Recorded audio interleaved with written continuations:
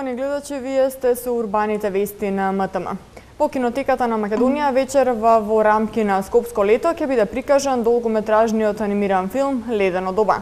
Проекцијата е во 21 часот, а билетот чини 50 денари. Утре на репертоарот е Изгубени во преводот, задутре Аватар, во четврток Чудесни момци, а во петок Петиот елемент. Во продолжение ги гледаме насловите за денеска.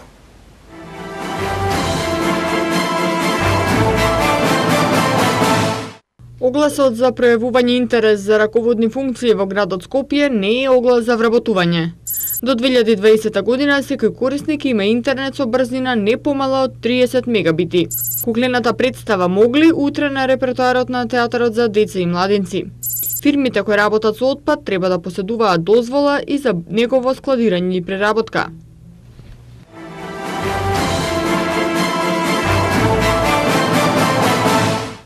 Огласот кој го објави градот за пројавување интерес за раководни функции во град Скопје не е оглас за вработување, туку да се види колку од граѓаните се заинтересирани за овие позиции, со какви квалитети располагаат.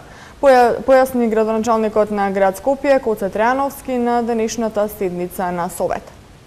Вкупно 106 кандидати од сите националности до 11 јули конкурирале на огласот за пројавување интерес за ангажирање лица на раководни позиции во градот Скопје, кој беше објавен на 28 јуни, а ќе трае до 25 јули за 58 раководни места во сите јавни претпријатија, културни институции и администрацијата. Градоначалникот на град Скопје Коце Трајановски на денешната седница на Совет појасни дека целта на овој оглас е пројавување интерес од страна на граѓаните кои веруваат во своите способности и се компетентни личности за извршување на обврските на раководните позиции, а не дека представува оглас за вработување. Сите кандидати кои ќе се пријават ќе одат на интервју, а дел од нив ќе бидат и тестирани. Трајановски смета дека тој е одговорен за наоѓање на квалитетен кадар, па затоа се одлучиле на ваков чекор кој подосна ќе им послужи за наоѓање на соодветни лица кои ќе бидат посветени, мотивирани и одговорни за овие функции, а исто така и да видат колку заинтересирани граѓани има кои воедно ќе бидат квалитетен кадар. Ова е пракса која се користи во Европа и пошироко. Важно е да се држи актуелноста на огласот неколку месеци, за кога ќе биде објавен огласот за вработување да бидат подготвени. Кандидатите кои сакаат да се пријават, тоа може да го направат само по електронски пат на страницата на град Скопје.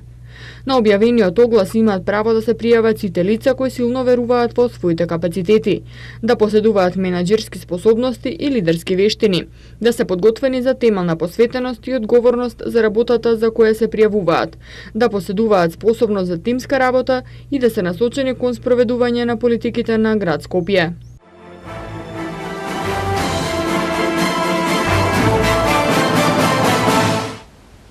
Правилникот за начинот на изградба на јавните електронски комуникацијски мрежи и придружни средства, што го донесе Агенцијата за електронски комуникации во консултација со телекомуникацијските оператори, Министерството за транспорт и врски и стручни лица, налага за 6 години сите корисници на интернет во Македонија, без разлика дали се наоѓаат во урбано или во рурално подрачје, да имаат пристап до интернет со брзина не помала од 30 мегабити во секунда, а сегашната надземна мрежа целосно да биде поставена под земја. Моментно во Македонија само 3,61% од корисниците имаат пристап до интернет со брзина поголема од 30 мегабити во секунда. Таква брзина на интернет според динамиката од правилникот до 2016 година треба да имаат 30% од корисниците, до 2018 година 60%, а во 2020 година да се достигне таргетот од 100%. Примената на правилникот предвидува во градовите со над 15.000 жители на растојание од најмалку 100 метри до повеќе стамбени објекти кои имаат обврска за заедница на станари и стамбено-деловни објекти, мрежата треба да е само под земја во кабелска инфраструктура. Операторите имаат обврска до крајот на годината до АЕК да достават информација за сите објекти поврзани со надземната мрежа. За 2 години 40% од надземната мрежа да биде под земја, до 2018 година 70%, а во 2020 до 100%. Следната генерација пристапни мрежи на граѓаните им овозможуваат брзо пребарување на интернет, следење повеќе видеостримови со висока резолуција, интерактивни видеоигри, следење мултимедијални содржини со голема брзина, подобри параметри за квалитет. Пренесувањето на фајлови од компјутер, таблет, паметен телефон до секој интернет сервер пак ќе се направи многу побрзо. Утре со почеток од 19 часот во Театарот за деца и младенци ќе се одржи куклената представа Могли во режија на Боњо Лунгов. По 15 години новата публика ќе добие ново видување на Могли. Представа која се работи според мотиви од книгата за Могли. Представата е посветена на актерот Игор Маџиров, кој трагично го заврши својот живот, а во 1999 година го играше ликот на Могли. Прилог на Томислав Атанасовски.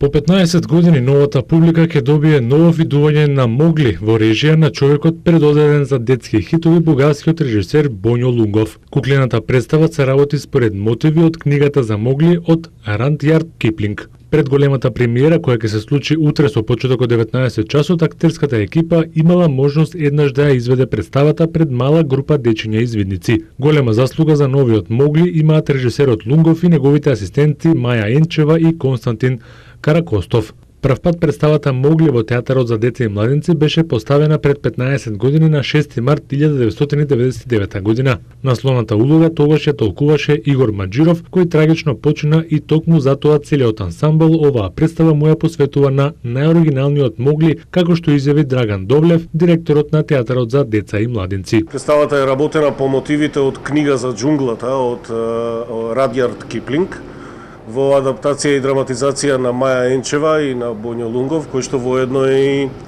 режисер на проектов. Сакам да ве потсетам сите дека овој наслов веќе еднаш е поставен во нашиот театар од истиот режисер. Пред повеќе од 15 години првата постановка на Могли во нашиот театар доживеала премиера на 6 март 1999 година и за жал оваа представа се играше едва и цела година. Последната представа која што беше закажана на 20 февруари 2000 година беше одложена заради една трагична случка, една би рекол една мистериозна и во секој случај прерана смрт на еден актер, Игор Маџиров, кој што во таа прва постановка го играше насловниот лик. И затоа во името на целата екипа, на новата екипа на проектот Могли и во името на колективот, ние ја посветуваме оваа представа и оваа премиера токму на Игор Маџиров, на нашиот, би рекол, најоригинален Могли.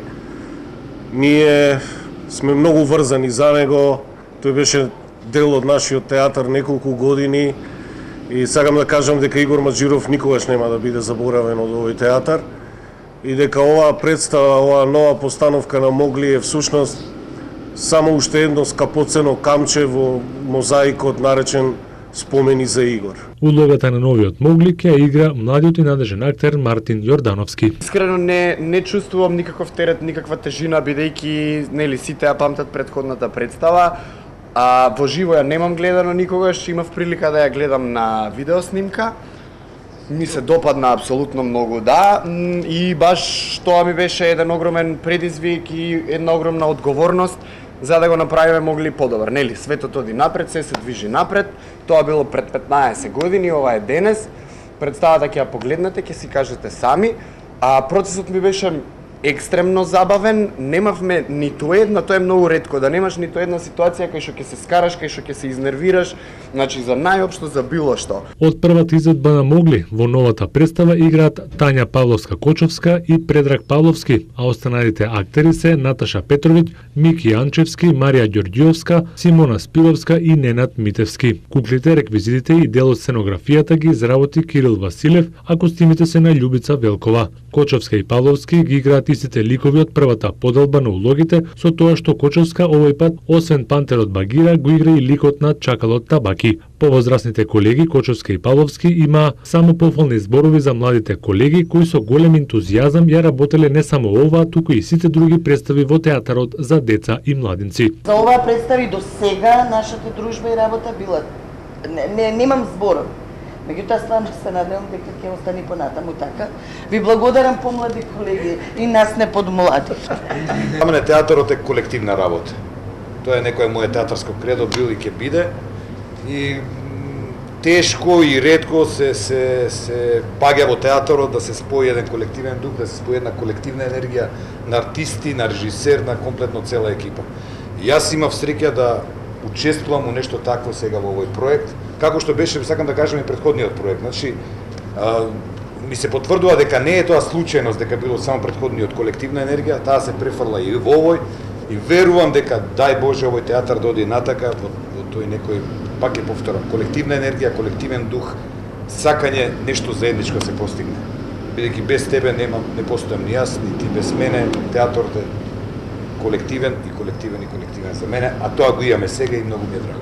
По премиерата која ќе биде утре од 19 часот, Могли од септември продолжува на редовниот репертоар на театарот за деца и младинци.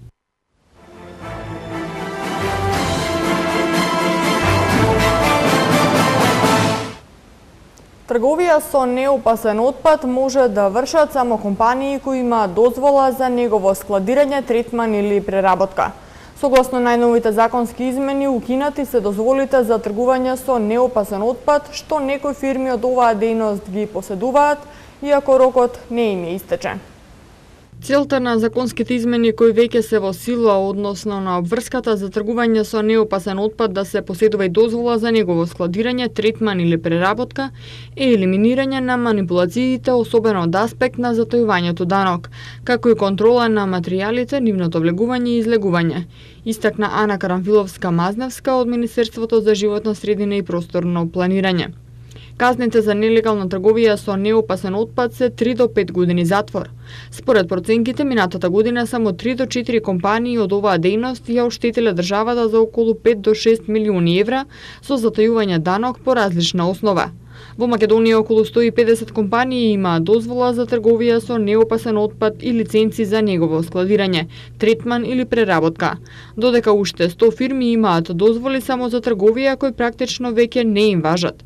Доколку овие 100 фирми обезбедат соодветни услови за третман, складирање и преработка на отпадот, ќе добијат лиценци и ќе може да продолжат да се занимаваат со оваа дејност. Општина Илинден објави оглас за продажба на парцела за изградба на дом за стари лица која се наоѓа на локалитетот Ограѓа.